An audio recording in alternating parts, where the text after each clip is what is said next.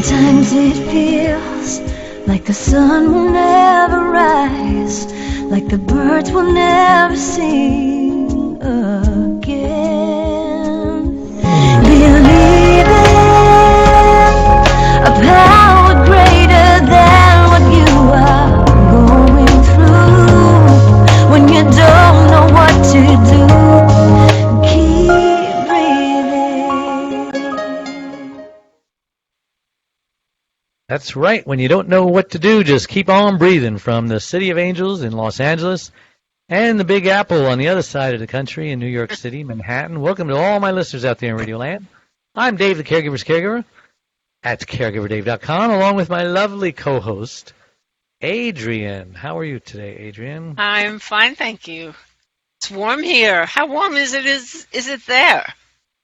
You might have us beat because you got a lot of humidity down there. I walked outside. It's only about, I don't even think it's 80. But, you know, we've been having 100-degree weather down here, so I don't know. We're just having a break. And all the fires. Yeah.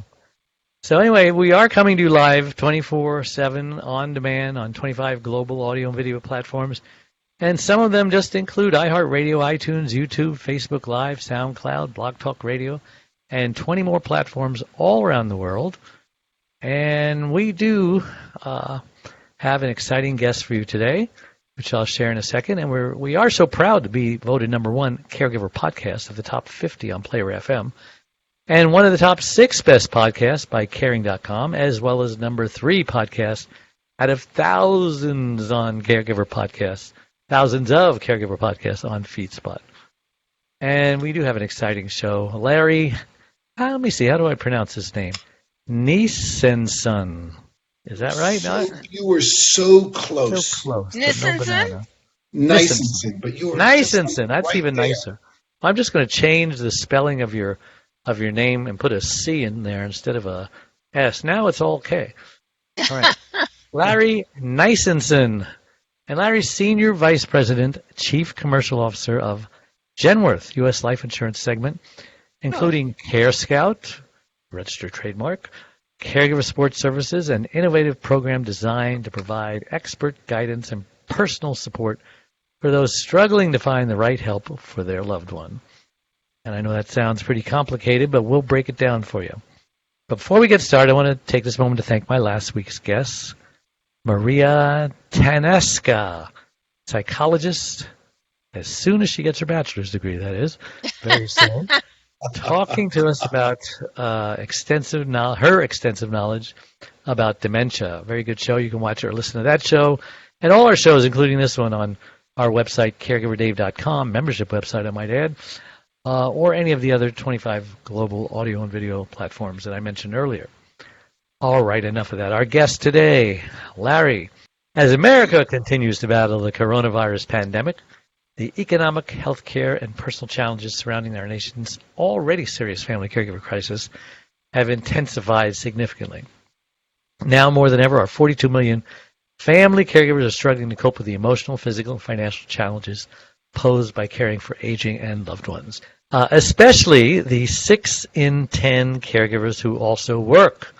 Believe that, Adrienne, that 6 in 10 caregivers still are hitting a 9-to-5 job. Hopefully they're working at home. Some of them working at home. You know, especially now, yeah. So they're trying to create a new caregiver career crisis.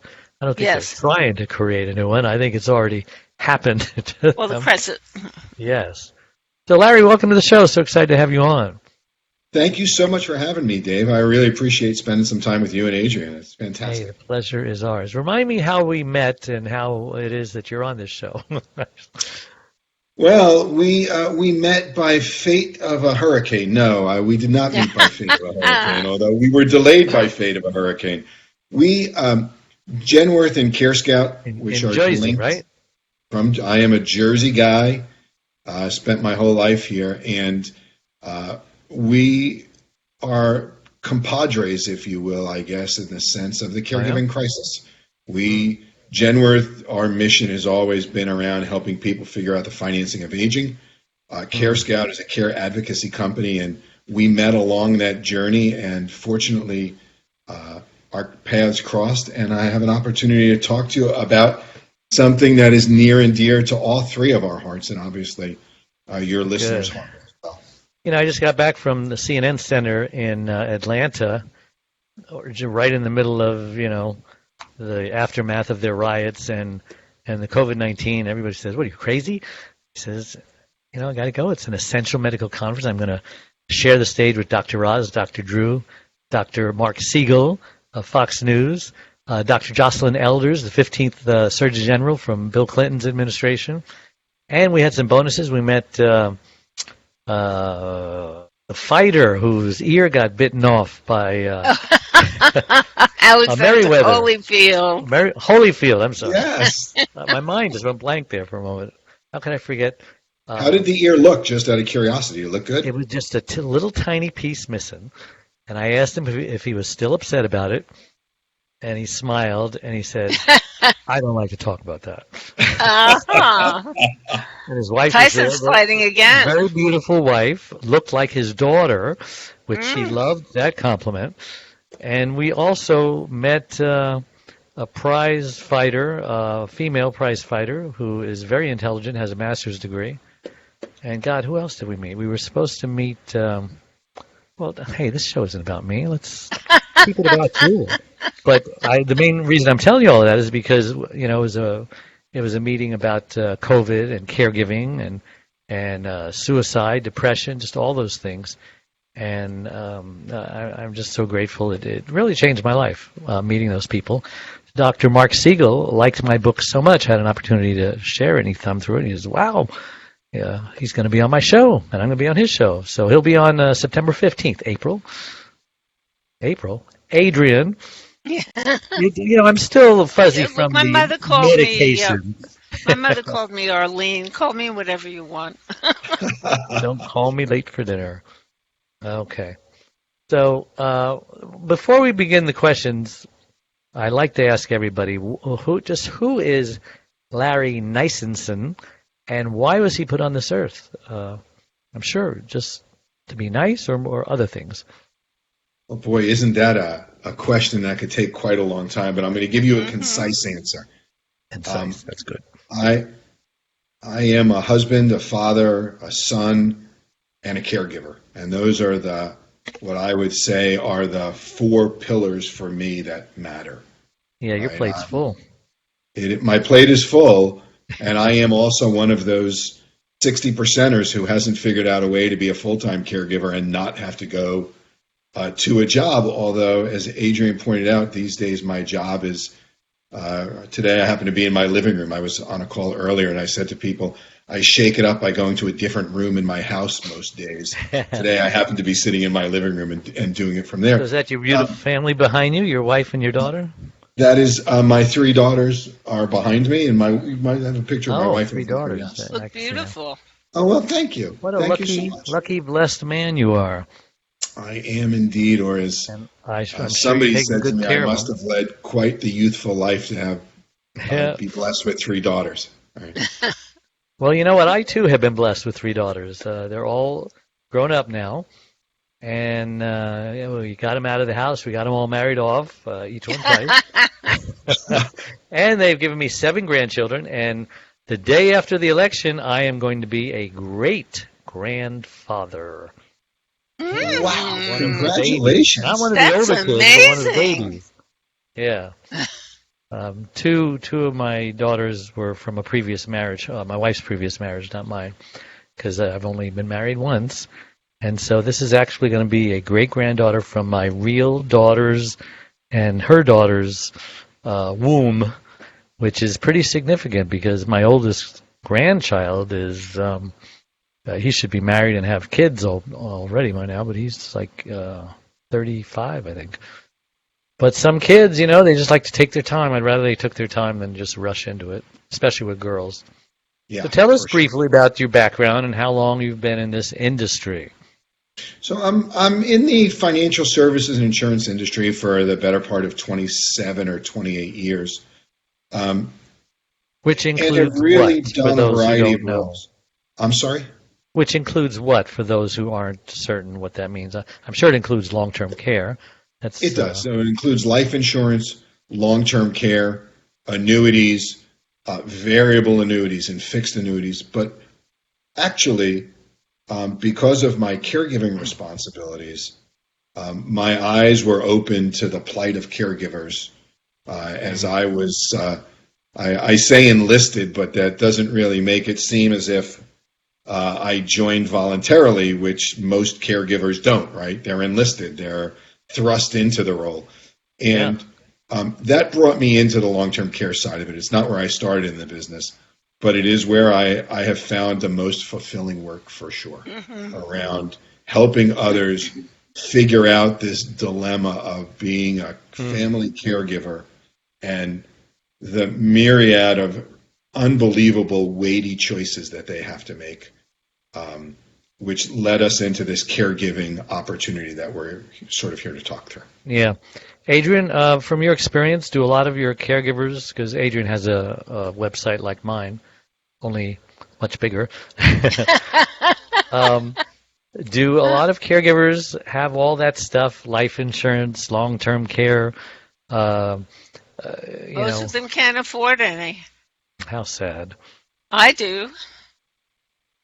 Well, I got yes. a long-term policy. I wanted a long-term policy when I turned 40, and Steve was totally against it. So it was really one of the first things that I took care of once You had to he wait passed till away. he died before you got yours. And so the rates were really higher. Yeah, so you shouldn't always listen to your husband because sometimes he's wrong. So what do you say, Larry, about the people who really, really need it and really, really can't afford it? Is there an answer for them? I mean, are there things they can do, or are they out of luck? No, well, first of all, they're never out of luck, right? The answer out of luck is never really the right answer. I guess at some point you're out of luck. But there are, fortunately, we live in a world, right, where innovation is a driver of opportunity, and especially in the life insurance and the long-term care insurance space. Even for those that have relatively modest incomes, there is a policy out there for you. Fortunately, most employers these days also offer through their voluntary benefits group long-term care or group life insurance policies, and those policies really, even if they talk about final expense life insurance policies, really as those policies that are meant to just help your family take care of your own final expenses. You can get policies like that for very modest amounts. In long-term care, though, what I would say to caregivers is the old idea, and Adrian, maybe when you were originally looking at long-term care insurance, and certainly when my parents purchased their long-term care insurance, the idea was that you were going to cover the entire risk. You were going to look at how much long-term care incident was going to cost, and then you'd buy a policy that took care of that whole thing. That's not really the way we view it anymore, right? Family caregiving, most people want to age in place at home when they can, and they want to rely on family for the initial stages of it. And the policies that are sold today, really, most of them work in conjunction with the family caregiver. So they allow the family to help out a little bit, and then when they need to bring in some professional support, when they need to perhaps take somebody into a facility because they require more care, then they use those policies to help defer the cost. Notice I didn't say to pay for it. It's really meant these days to help defer the cost, and hopefully people have either saved on their own or they've gotten to a position where their assets can't cover it, and some of the governmental programs can step in and help them there. Go ahead, Adrian. I just wanted to know what you mean by defer the cost. So if the average long-term care event, I live, as I said, in New Jersey, and the average long-term care event, which 7 out of 10 people over the age of 65 are going to have a long-term care event where they're going to need help, right? Right. The average cost is about $275,000 is what that care would cost if they were to hire somebody to come in. Most people don't have $275,000 laying around under a rock waiting, right? So the question becomes, if you can't get an insurance policy to pay for all $275,000 and you don't have $275,000 of your own, your alternative is to say, well, if I could buy an insurance policy that maybe would cover $100,000 of that risk, I can use my family or a loved one initially to help in the early stages of care when the care might be something that is managed in a family care situation. Mm-hmm. And then when it really requires much more significant help, either because I need professional nursing or I need to go into a facility, then they can use that long-term care insurance policy to help pay for those costs. So they use sort of a blend of their own family and loved ones, and then a policy that kicks in. It's for those that can't afford everything, you should at least put something in place, is what we say. Let me ask you a question, because this comes up every time we talk about long-term care, and I fortunately have a policy right in front of me. I bought it when handy? Yes, I bought it when I was 49 years old, okay, which was pretty good rates, and I'm still paying only 15% more than I did 15 years ago, because I'm 66. I hope I did the math right. So, and I joke around, but I'm serious. I mean, I don't want to go to a nursing home, and maybe I just want to go on a year-long cruise, year after year after year. I have a $438,000 maximum lifetime benefit. Daily home and adult day care benefit is $400 a day. I'm assuming that what that means. And daily facility benefit is $400. Are they saying that they would, if I went into a facility, they would pay $400 a day, and if I had someone come into my home, they would pay $400 a day? Yeah, I mean, obviously, I'm just listening to your description, but that's what it sounds like, right? That the maximum 30-day elimination period. Right. So you're going to pay the first 30 days yourself, and then that policy, in your case, irrespective of where you wanted to have care, whether it was at home, an assisted living facility, a nursing home, or some variation in between. What about perhaps the cruise? The cruise is an interesting question, right? If you had food's failed, better, the entertainment is there. The entertainment for sure is there. As long as I don't need a nurse to watch over me, how much of this policy will help me go on that cruise and for a year, instead of spending a year of my life in a nursing home or in my home with somebody caring for me? Well, depending on what that policy says, I don't have the language in front of me, but in theory, if you are mobile enough, right, where to satisfy it, most long-term care policies, right, are the 2 of 6 activities of daily living. So you would need help with 2 of 6, let's say. Mm-hmm. And if you could then do those 2 of 6, but get on a cruise ship, you have something that says it's going to give you $400 a day. Right? And what are the 6 again? So, can you get out of bed? Can you shower? Can you dress yourself? Are you continent? Can you feed yourself? Feed yourself. Those are the 6. So if you said, I'm in a wheelchair, so I can't transfer, which is one of them, right? I can't get out of bed. I can't transfer, and I need help eating, let's say.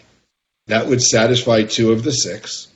And according to your wishes and perhaps that policy, you could go on your cruise and listen to bad comics, eat great food, and have a couple of drinks on the insurance company. That's what it sounds like. Subject to whatever the exclusions are in your policy, which I certainly don't know. Yeah, this is just the cover sheet. I'd have to read all the fine print where, the cover sheet giveth and the fine print taketh away, right? Is that what they say? That is the insurance business, isn't it? So tell me about National Alliance Caregiving, the National Alliance Caregiving Study done in conjunction with AARP. What are the main findings that they discovered? So, I mean, the main findings are not going to be a surprise to you. The National Alliance of Caregiving has been doing this study since 1987, and it looks at family and unpaid caregivers, right? It says that there are, and we're going to talk about it through 2 lenses. We'll talk about it through the normal pre-COVID lens, which says that there are somewhere in the mid 40 million unpaid caregivers, right? And those unpaid caregivers are, to Adrian's point, getting up and going to work, maybe in their living room, or maybe they're going out to work. And in the balance, they're trying to take care of their loved ones. And they have in that dual job all sorts of a myriad of health-related issues, financial issues. The average caregiver spends over $10,000 a year out of their own pocket on providing care to their loved ones, right? They're under tremendous pressure. So their health-related risks are significant. Things like, cardiac issues and diabetes and all of the poor health associated with stress-induced illness affects caregivers greater than the general population. But the scary thing about it is that this is true about this 40 million to 50 million. But during COVID, so Genworth did a COVID-19 caregiver study at the end of May, where we interviewed caregivers for the 60 days from all of March and all of April, right? And we analyzed caregiving, we did some research, and what we found is it really isn't during COVID-19 40 million, it's not 50 million. It was 1 out of every 3 people we interviewed find themselves as an emergent, unpaid caregiver. Many of those are obviously the 40 million we know about, but there's an additional 50 to 60 million people who found themselves as, they sent kids home from school. In the part of the country that I live in, today, there was a study that came out earlier this week that said 48% of all of the deaths in New Jersey occurred in long-term care facilities. So if you had a loved one in a long-term care facility, you likely, if you could, brought them home to live with you or brought them out of an assisted living facility. There were all of these emergent caregivers, and the Caregiver Alliance survey doesn't even really look at those implications. It looks only at the normal caregivers and what do they give up in long-term care management for their loved ones. Well, listen, we're going to take a break. Hold that question. Write it down so you don't forget it. I'll hold my question. Hold your question. It's like having to hold your bladder because you're going to the bathroom or something. I don't know where some of this stuff comes from. I'm sorry. Okay, we'll be right back. Don't go away. Dave Nisenson, the Caregiver's Caregiver, has just released his 6th book entitled It's My Life Too, Thrive to Stay Alive as a Caregiver. It was specifically written for caregivers who know they should be putting their needs first, but just don't know how. Dave is the sole caregiver to his wife, Charlene, since 1996. He knows firsthand what caregivers are going through because he is one. He now speaks all across the country, offering caregivers his amazing caregiver support package. Even the airlines tell us that in the event of an emergency, to put your oxygen mask on first before you help your child with their mask. They know that those who don't heed their advice often black out, thus becoming unable to help either themselves or their child. And caregivers are exactly the same way.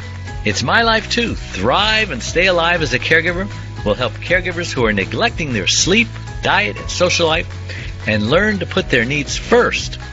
Pick up your copy today or buy one for your special caregiver.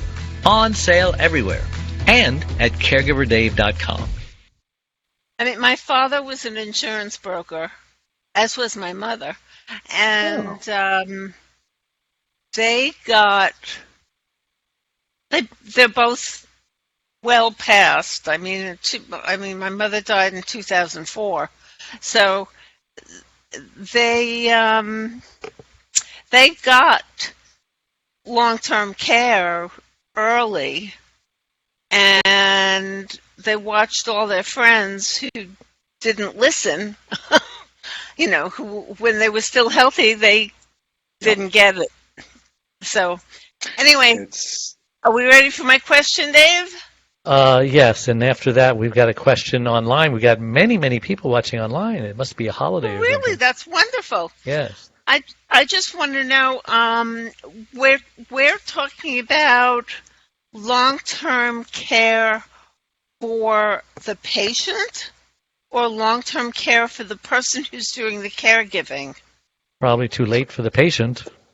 Well, that's the question is, what state of health does the person have to be in order to get the policy? So it's a great question, right? And we're talking, I guess, in essence, about both, right? If the care recipient was fortunate enough and had the foresight to think about it when they were healthier and bought a policy, that's actually Genworth is a leading writer of long-term care policies, and we Right. have about 1.2 million policyholders who took a policy out. And when they go on claim and they have their family caregiver, like Dave, who's going to take a cruise, right? They have the ability to have the insurance policy pay for their care. They can still age at home, right? They can still decide to use a family caregiver. They can receive the care however they want, but they don't have to drain their entire bank account to cover that cost.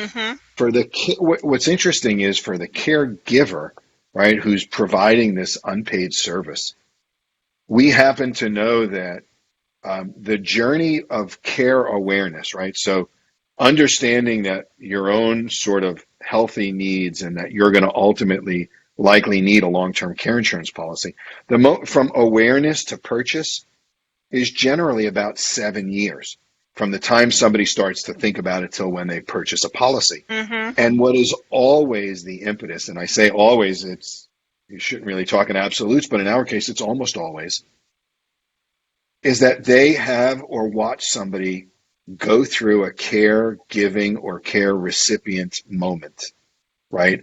Either their loved one falls victim and falls ill and needs something, and they realize that they don't have a policy to pay for that. Right? Most people think their own health insurance is going to pay for long-term care, and it's a misnomer. It doesn't. As we all know, it pays for part of it. It pays for the health-related cost, but it doesn't pay for things like a modification to your house. It doesn't pay to get an unskilled nurse in, right? Not skilled nurse if you need skilled nursing, but an attendant, somebody to help you in your daily living. Unless it's health related, that's on you. And so most people who purchase a long-term care insurance have watched somebody go through that and realize that they haven't protected themselves from it. And then they start to really look at long-term care insurance as a way to prevent their child or their loved one or their spouse from being forced into an unpaid caregiving need situation, rather. Yeah, so here's a question. Not sure if I understand it, but I'll just read it the way it is. Maybe you can. It's Dave, I'd like to ask you if there's any way to find out the total monetary loss and time lost during of caregivers and the amount of loss of stamina by the people who we are caring for. Just wondering if there's a total loss spectrum available, if you know what I mean. Did that make sense? I'm not sure I'm going to. I asked her to elaborate, but she hasn't done it yet. Not to me. So I'm going to share some costs. I don't know that this will get at it, but maybe we'll get some clarification around it. So Genworth sponsors a study called Beyond Dollars, where we look at lost productivity in the workforce. So one of the other features that came out of the National Caregiving Alliance is the number of caregivers, and Adrian referred to it, the number of caregivers who are still working and in the workforce. And Genworth sponsors a study that looks at lost productivity. So we go to employers and say, here's what it costs you to have unpaid caregivers in your workforce. And we do it because we're offering this new benefit around caregiver services, and we want the companies to understand the value of it. And so when we look at lost productivity, and we measure that by absenteeism, how many employees unexpectedly absent, and maybe they're on shift work and that matters, right? Maybe they're nurses or doctors and they're taking off from work, or they work on a factory floor and that's a real actual loss, right? We calculate things like additional healthcare costs. How much does it cost an employer to provide healthcare for a caregiver who we said is already under more stress? What's the actual cost of those things? And when we put all of those costs together, the lost productivity to the U.S. economy per year is $25.8 billion of lost productivity. And of that 25.8, it's an amazing number. Of that 25.8, $13.4 billion. So let's call it just about half, right? We'll use the squiggly line and call it just about half, is actually calculable increased healthcare costs on employers to provide those healthcare. So it doesn't necessarily get at the answer maybe your listener was looking for, but it does peg a dollar amount to the cost of unpaid caregiving on the U.S. economy, and it's a staggering number. Here's the clarification. The people I used to take care of, and now I can't because of COVID-19, have lost so much stamina. I'm assuming because he's not being cared for. And in many cases can't walk as much as they used to, or have the lost muscle tone and a lot of interest in exercising and continuing because their caregivers are not around. I'm not trying to figure out an estimated loss in this type of thing, but also financially, how much was lost as caregivers can't work.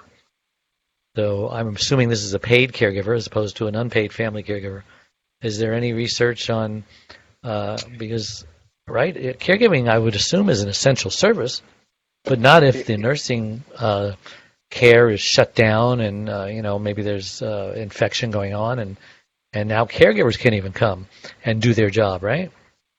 That is for sure true. And I think it's, I believe ultimately they'll get to, they'll be able to calculate that. There was an article I read earlier in the week that talked about the number of layoffs expected in some of the caregiving facilities, in these long-term care facilities, as people don't want to trust their loved ones into a facility right now, right? They're afraid of the ongoing. And so at some point they will calculate that. We haven't seen any studies, and it's too early for us to probably assess that, but there's no question anecdotally that we hear it and we see it.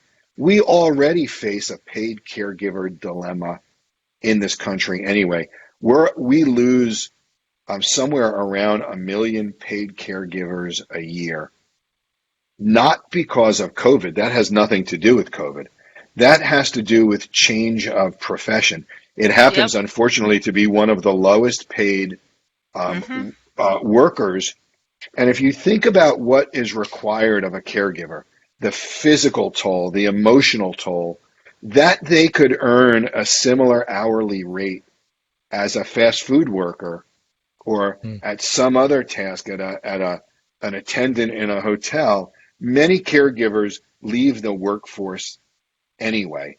And they've not ever been able to calculate that. But that, by the way, is what adds to the family caregiver pressure, right? Not only is it that family caregivers may not have the means to pay somebody, but even if they have the means, they may not be able to find a paid caregiver that's willing to come in and take care of them for whatever they can afford, right? And for whatever reason. And for whatever reason. Because sometimes just finding the right fit for the paid caregiver is a major thing. I know with my mother, it was, personality conflict after personality conflict. And that's, my daughter's the only person that can take care of me. I don't want a professional. I don't want a paid caregiver. Yeah. And in many cases, right, we look at that, you look at that 48 million caregivers, right, unpaid caregivers. They're not all spouses. And Adrian, you hit on something that was really, it's an important aspect of it, which is that 25% of those unpaid caregivers are millennials. These are people who are in the sort of the beginning of their career, right? They're in the beginning of life, and now they have this responsibility in many ways to take care of a parent or an aging uncle or aunt or neighbor. And Some of them want to do that, and for those that want to and feel an obligation to do it, that's great. And who would we look? I'm an unpaid family caregiver myself. I know the rewarding nature of it, and at times it's the stress of it also. But for those that do it because they want to, that's different than those that do it because there is no alternative, right? And that's really where it becomes super challenging, is when you have no choice but to do it. Yeah. Whenever the conversation comes up about people not being able to afford this or that, I always recommend Dr. Camille Superson's manual, Essential Resource Guide for Caregivers. And save time, save money, saves your sanity. And there's a lot of free stuff where she tells you how to get free stuff, government money. I mean, everyone's giving out money for caregivers. You just have to know where to get it, you know. VA has offered lots of benefits to even the spouse of a caregiver if the veteran is deceased. County, Medicare, Medi-Cal, Medicaid rather, and local, state, and just so many different places. And so I highly recommend her book. Her name is Camille, Camille, Superson, SUPSON.com. And I think she gives you a bonus if you buy it online. And that's an unpaid commercial, but you know, the book is just very, very valuable. She's been on the show 3 times. Yeah. We've never had anybody on the show 3 times, but she comes on. I have to tell you, you stumbled into, when you talk about the services that are available out there. There are a plethora of services, right? You know about them also. I do, but people don't know. This is the whole issue around family caregiving that led us to the CareScout Support Services program that we envisioned. CareScout's a company of Genworth. It's been in business for 20 years, and they're care advocates. That's what they do. They are. They were formed in an empathetic way around care advocacy. They are case managers. They're amazing people who do amazing work helping caregivers figure it out. And what we hear in this, because when they do a care plan, right, so they will meet with a caregiver, they'll understand their circumstance, what brings them to us today. They do an intake much the way a clinician would do an intake if they were going into a facility. Right. And we start to go to work for them, right? And we sort of solve their dilemma, if you will. But the reason I bring that up is because, Dave, what we hear is when they give them back this customized report that says, you came to us because your mother needed care or your loved one needed care. You didn't know what to do or how to find somebody. And here are the choices that are out there. Here's what's available in your area. Part of that report out to them is, oh, you told us that your mother or father was a veteran. Here's what's available through the VA. You said that you lived in Suffolk County, New York. And in Suffolk County, this is what they have available for senior citizens in this income range. And this is what New York State has or New Jersey has. And based on what you told us, your loved one qualifies for it. And here's the way you go about getting those services, right? And the relief that comes over the caregiver when we not just tell them about the answer, but when they realize what's available to help them that they never would have known on their own. So that's you're right. Absolutely right. And that's why they need to listen to this show. Yes, sure. It's wonderful when you can bring somebody to it, right, and show them the great way to solve this incredible dilemma. Yeah. Well, let's take another break real fast because time is just whizzing away. We'll be right back. Don't go away. We are a community of caregivers that understands and supports you wherever you are in your journey. We are a place to connect with other caregivers, but more importantly, a place to get practical, actionable help. There are lots of ways for you to get support. First of all, you can download our welcome pack. This will get you started on your Thrive journey. Next, you can ask and get answers to your questions by posting them here in our private Facebook groups. You can also get live online support by attending one of our live weekly Connect webinars. You can get practical, actionable advice by listening to our weekly podcast. You can hear and read other stories about other caregivers' experiences. Plus, add your own in our weekly Share Your Story forum, posted every Tuesday in the Facebook group. You can access essential resources and download practical Thrive Solutions packs, all of which are geared to help you thrive as a caregiver. You get lifetime access to all of our resources. Again, we're here to support you and help you thrive and to enjoy your life as a caregiver. And remember, this is a place to get hope, not just cope. And we're back with Caregiver Dave, the Caregiver Dave Show, with my guest Larry Nisenson and my lovely co-host Adrian Gruberg from the caregiverspace.org. So, what's so funny, Adrian? Well, just that you put the .org on there. Well, that gives them an address to Yeah, go to. it's an address to go to, sure. Because they're going to try .com. All right. What other, there's a lot of consequences of being a family caregiver. I think we've spoken about most of them, but how about the top 5 consequences of being a family caregiver, just for those that may not even realize that they're going through something, but we're about to put a little more on their plate. The top 5, there are, I mean, it's hard to narrow down, but I'll give you the ones that jump out at the top of my head. The ones that kill you, because 30% of caregivers die from the stress. Well, that's the first thing, is poor health, right? We know that poor health of caregivers, not only is it a crisis, it's a double crisis, because they often are unable at some point to take care of the care recipient, which is what started the whole journey, right? So now it's even more. They can't even take care of themselves now. Yes. So poor health. And I would say second to that, and it's a leader of poor health, is that they are terrible at taking care of themselves, right? They are isolated, they feel alone, they don't know who to call and what to do, and they do not take care of themselves the way they should. They don't step away, they don't ask for help, even though in every study you'll ever read, right, unless you are truly an isolated caregiver, which I guess there are some out there, people want to help. They just have to ask. So poor health. The job consequence for most of these unpaid caregivers is significant loss of income. Over a third of them report having missed work. Over 60% say their finances have been impacted. And over half of them have asked and said to their employers, I'm a family caregiver, but they haven't had an answer for it. So they're financially impacted and they feel like they're getting no help from work, right? So that leads to this isolation piece of it.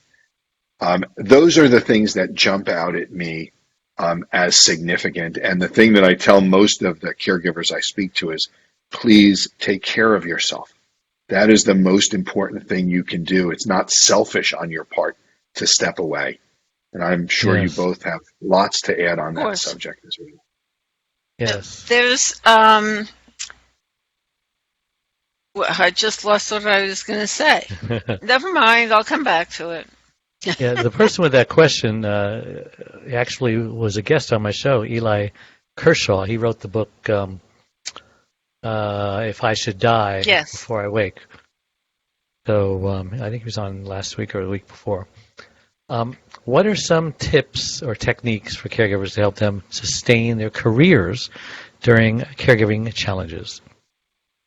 Yeah, I have to tell you that this is, if you're going to be an unpaid caregiver and you're going to try and figure it out, one of the upsides, and it's terrible to use, or maybe it's the first time we'll use upside and COVID-19 in the same sentence, right? But what I would say to caregivers is this is your moment.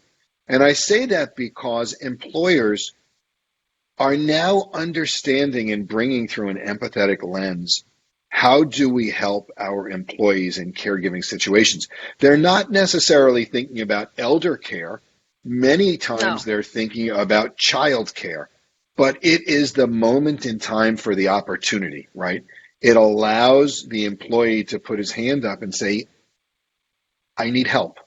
And fortunately, employers are listening these days. They're listening because they realize COVID-19 isn't going away tomorrow, right? There, Wish it my wish it company, would. we wish it would, but we know it's not, Dave. Genworth announced recently that we were home through the end of the year, right? We sent our employees home to work remotely in March. We're now saying to them, you're going to be home through the end of the year, and we're going to reassess. And It it's may be likely, permanent, won't it? You realize how much very money well. they're saving. It's the real quit estate paying the change. rent. The number of things that are going to change are unbelievable. And that's There's so no scary question. for a city like New York, Adrian, because you've got all this office space that is now empty. All That's the correct. supporting businesses and restaurants. I know, and and hot all dog of these stands. people can be working from home, and it's going to change their mentality completely. They'll become isolated. Some people say New York Yes. is never going to go back to the way it was. And Never. it was a great Never will. city. It was a great city. I don't know if And you I read hope I'm Still wrong. Seinfeld. is. If you read Seinfeld's op-ed Yeah, just today less or people. yesterday, yes, it was an interesting op-ed. But so this is the caregiver's moment right here. Employers are listening. So the answer is to put your hand up and, number one, acknowledge who you are. Most employers think that when we speak to lots of HR and CFOs around the chief HR officer and the CFO around the service, because there's both the empathetic point of it and there's the productivity that we talked about, right? So we often meet with both of them to talk through these caregiver services. And what we hear from them often is this: that's incredible. Those statistics are amazing. But I don't have employees who tell me that they're caregivers and going through this. And I say, that's true. You didn't ask. They keep it a You secret. didn't ask the question. That's The right. silent You didn't majority. ask the question. So now is the moment. And what we say to employees is this: it's not enough to just put your hand up. You have to be willing to ask the employer for what you want, right? Go into the employer and say, this is my situation. I am a dedicated employee, right? Most employees are afraid to put their hand up because they think that the employer is going to view them as less dedicated to the job, that their attention is bifurcated. They've got a family over here they're worried about and not the job. It's not true. Employers just don't know. So go into your employer in an unemotional way, present the challenge you're facing and the solution. Come in with an idea of what you want from your employer. Right. Especially if you've already been disciplined for tardies or absences, performance. You say they should don't wait until they come to you. You go to them, especially if you're already in trouble. Yes.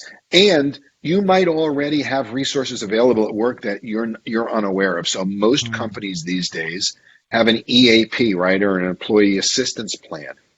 Many of those plans have some caregiving services, not maybe in a way that's the most helpful, but from an employer standpoint, many employers say, well, we already sort of do something for caregiving. The responsibility of those that use the service is to inform the employer whether that service is valuable or not, right? Right. So part of the responsibility of the employee caregiver is to say, I know that you've made the service available, and thank you for that. But really, the services I need are these 2 or 3 things, and this is why, and this is where that service isn't meeting me in my journey. If the employer isn't going to help you, they're not going to help. There's nothing you could do about that, right? You've made an argument, and you're going to have to make your own decisions. But we really do find that these days, many companies are as empathetic as they have ever been and looking for ways to keep their employees engaged, satisfied, productive, because we're going to be in this movie, unfortunately, for quite some time. I mean, if you go to an employer and you tell them what their plan is missing. I mean, if they have a plan for caregivers and you tell them, this isn't working, this is really what I need, and I'm not the only one that's like this. Suggestion box. They need to be informed by all of these other people that need that kind of help. Absolutely. And they're more likely to listen now than they ever were. Yes. For sure. We find more companies surveying their employees than we've ever seen before, and that's an awareness issue, right? So now the employee says, at least they're asking the question. Let me tell them what I need. But sometimes, right, the cycle from awareness to the employer putting something in place might be too long for might be too long for a caregiver. And that's why we say go in with your own plan. Analyze what your company's offering and go in and say to them, I appreciate that, but I need something more. This is what I'm looking for. Have that conversation. And Dave, you nailed it in saying, don't wait for them to come to you because you've got a performance issue.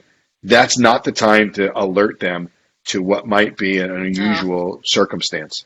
Mm-hmm. Yeah. We've got about 5 minutes or less to go. What else do we need to talk about before we ask you how we can get a hold of you? So I do want to say for those employers that might also be caregivers, or for employees who are saying, I don't know how to have this conversation, they should go to carescout.com/benefit, right? That is our employer page that puts up some of the information that we covered today. It talks about a brochure that will help you speak to your employer on how to do this. You can go to Genworth.com, and on Genworth.com we have a whole section on COVID and checklists and the study and all of the information that we talked about around the cost of care, how expensive it is.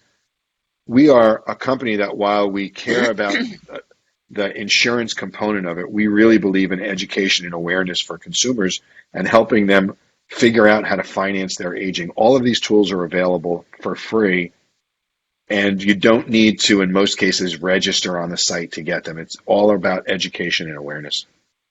And it's available, again, at genworth.com or carescout.com. Awesome. Anything else you want to say before we wrap it up? The last thing I would say is not only thank you both for inviting me, but most importantly, thank you to your caregiving listeners, to the family caregivers that struggle out there every day. We not only do we appreciate what you do and are empathetic, and as a caregiver, I know the challenges of it. It is daunting work that doesn't ever go well. In most cases doesn't go away, and we're unbelievably appreciative of it. And thank you and thank them for everything that they're doing for their loved ones. I want to thank you for saying that, because when you would meet someone on the street, if you were a caregiver, the first question is, how is the person you're taking care of? Yes. They never ask, how are you? And what a good job you're doing. So the appreciation is much appreciated.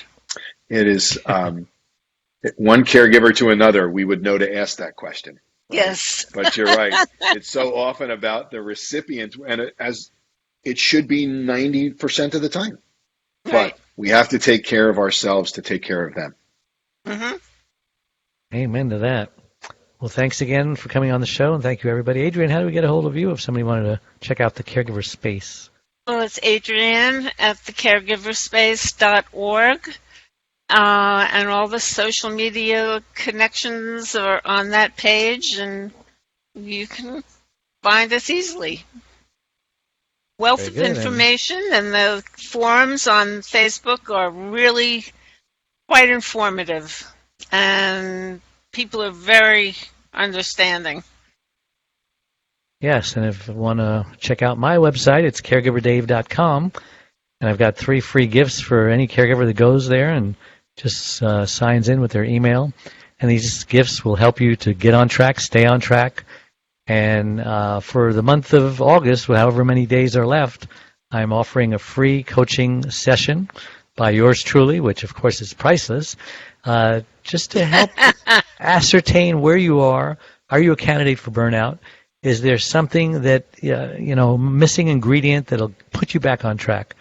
We don't want caregivers to feel isolated, alone, lonely, depression. I did a talk at the CNN about caregiver suicides, caregivers are more susceptible to suicide, especially now during COVID-19. It's not just the healthcare workers, it's not just the teenagers, not just the general population, it's caregivers.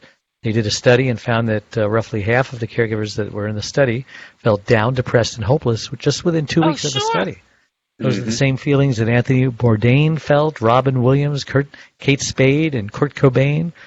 You know, we want you to stay alive. We want you to stay out of the morgue, stay out of the hospital. But, you know, you can only lead a horse to water. We're giving you the tools. We're telling you what to do. We're leading you down the road. You've got to do it. And unfortunately, we know that 30% of you won't. And that's what breaks our hearts. It's easier not to do it alone. There are places that you can go and converse with others. It's a support group. My site's a support group. Her site's a support group.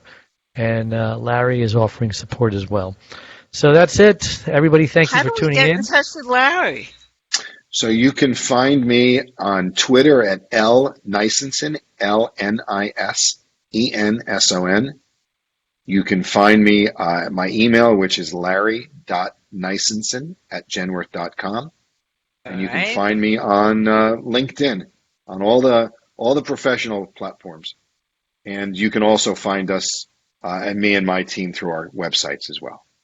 Okay, great. Well, we appreciate everybody tuning in, and we'll see you next week, same time, same channel. So God bless you all, and bye-bye. Sometimes it feels like the sun will never rise, like the birds will never sing.